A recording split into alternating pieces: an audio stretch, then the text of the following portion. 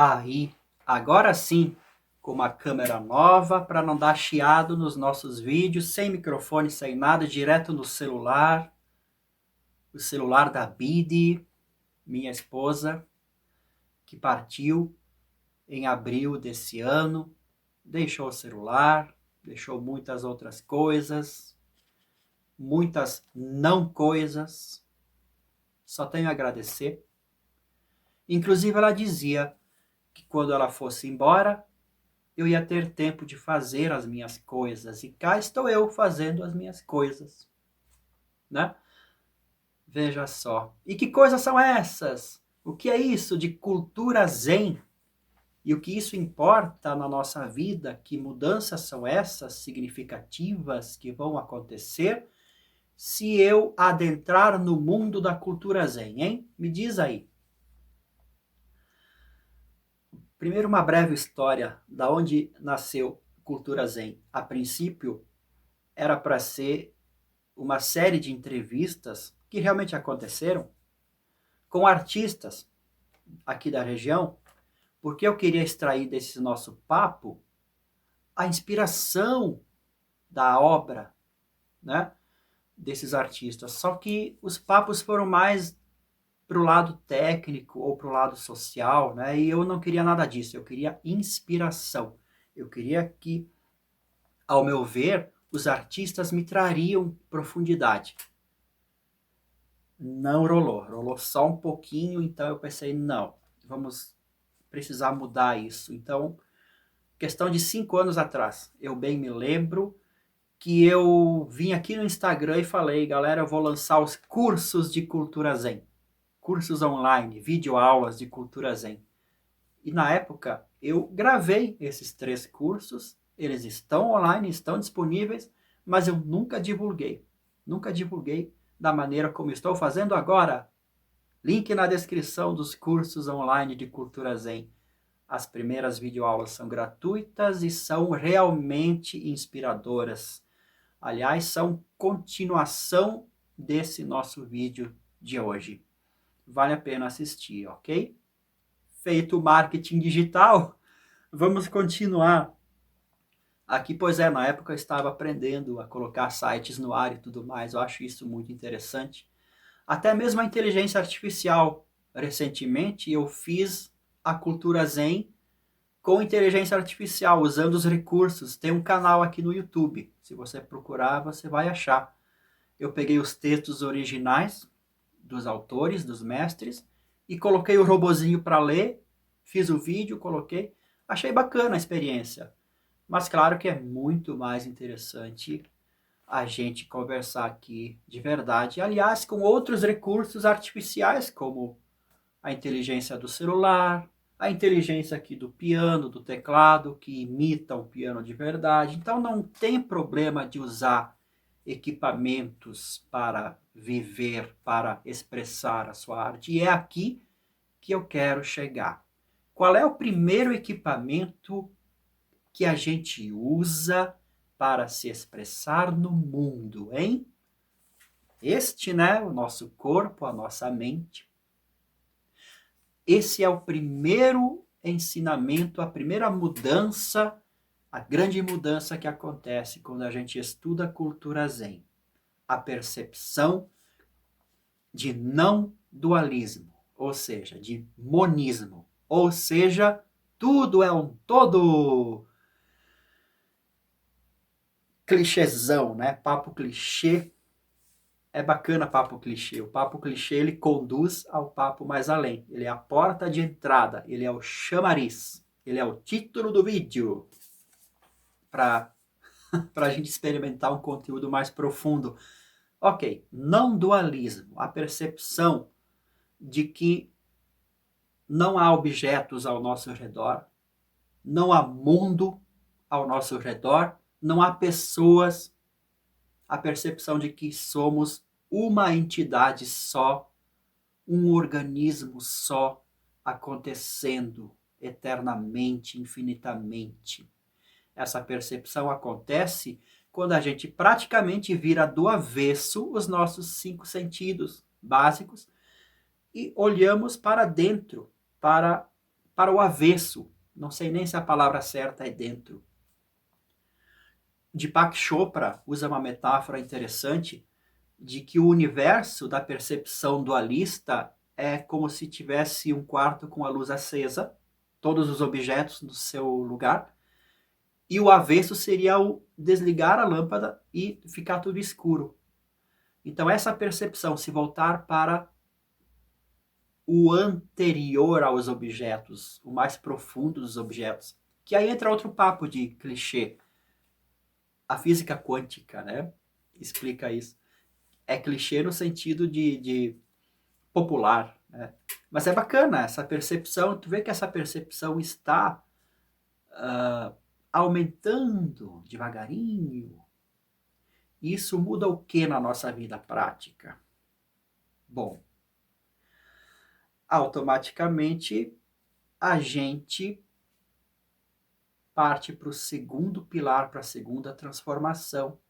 Através dessa percepção, a gente se realiza. A gente já está realizado.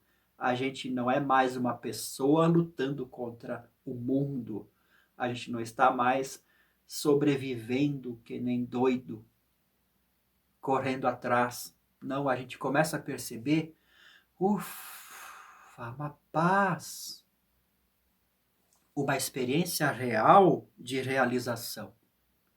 O que me lembra de um papo de um colega de trabalho, que eu trabalhei em chão de fábrica, 20 anos mais.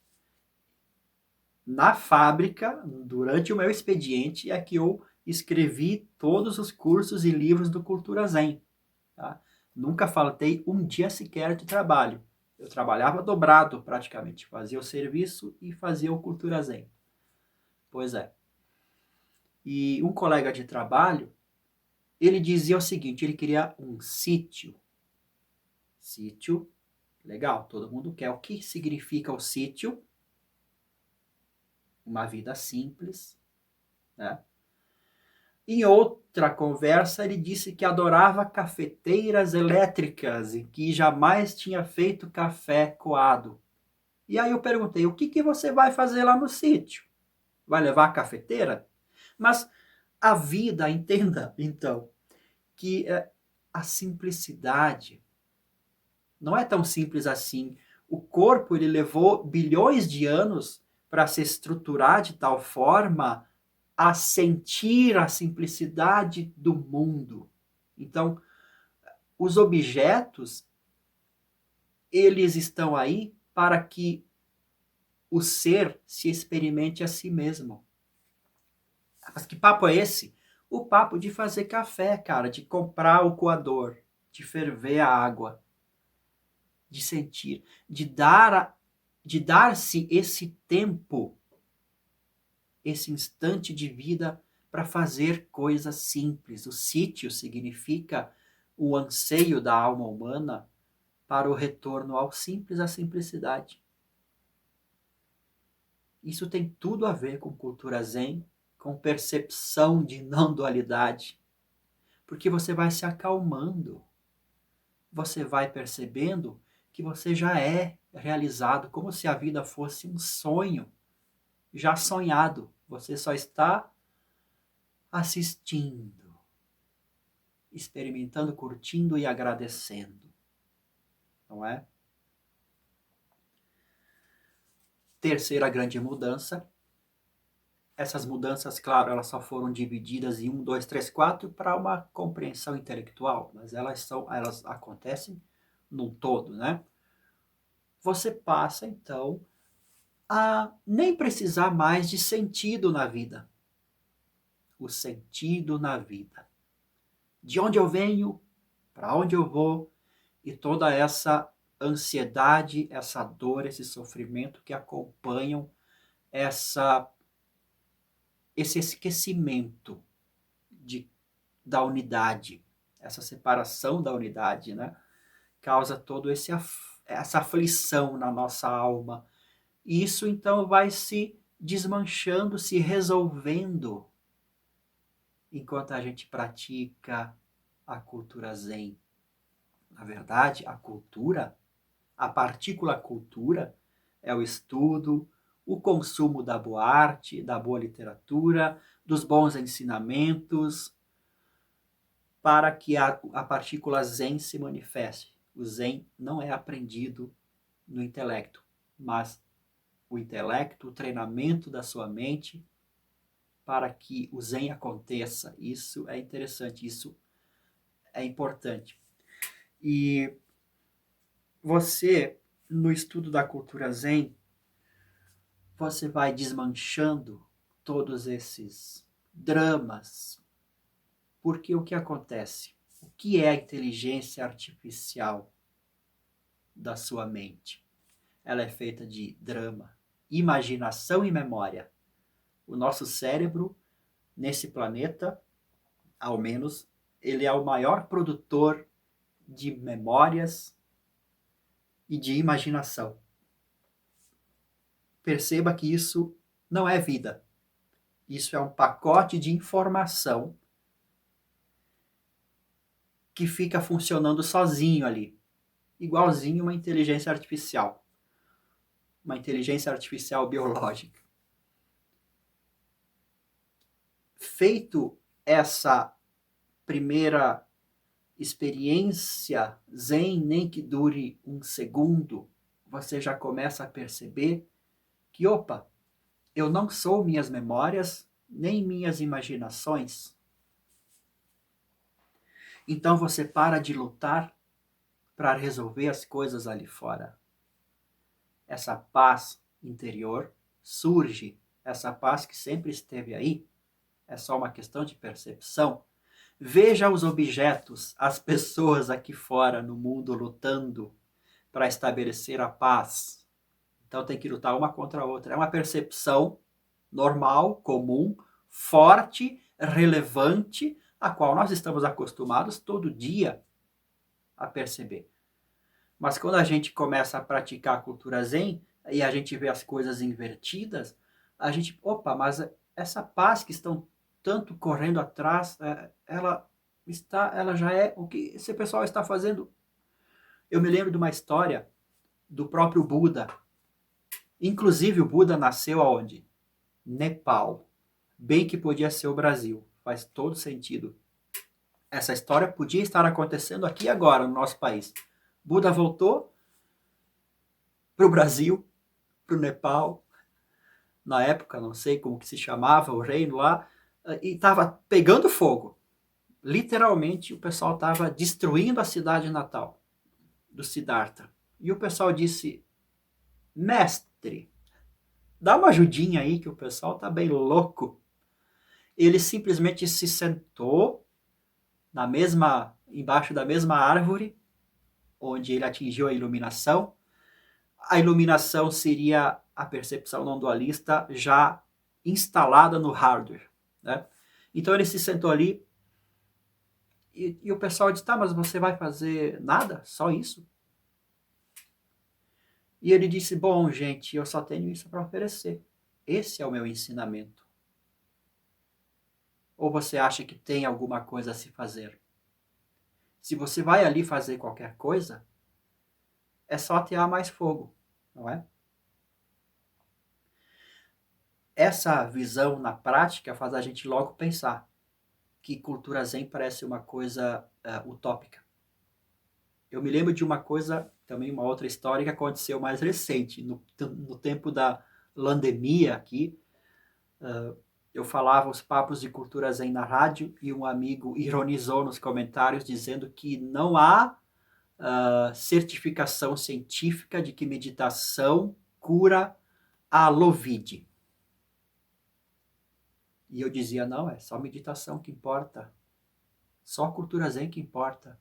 E dizia, não, isso é absurdo. não, isso não resolve os problemas reais do mundo.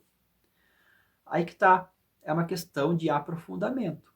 É uma questão de vivência e de muita responsabilidade individual para a gente levar o que realmente importa para as pessoas, que aí entra o quarto pilar, a quarta transformação na mente que medita, vamos assim dizer, porque meditação é a não mente, né? o amor incondicional. Você ser capaz de olhar esse caos do mundo, esse lado A, o lado B, e dizer e perceber que você faz parte disso tudo, que existe doença mental espalhada sob várias formas diferentes, e também existe amor espalhado por todas essas formas. E que a única maneira de fazer valer aquilo que é mais profundo é o autoconhecimento, a simplicidade, a meditação, o encontro com o mais profundo, que não se faz nos debates, nas refutações do YouTube. Não, é diferente o caminho. Mas para hoje ficamos por aqui. Até o próximo vídeo.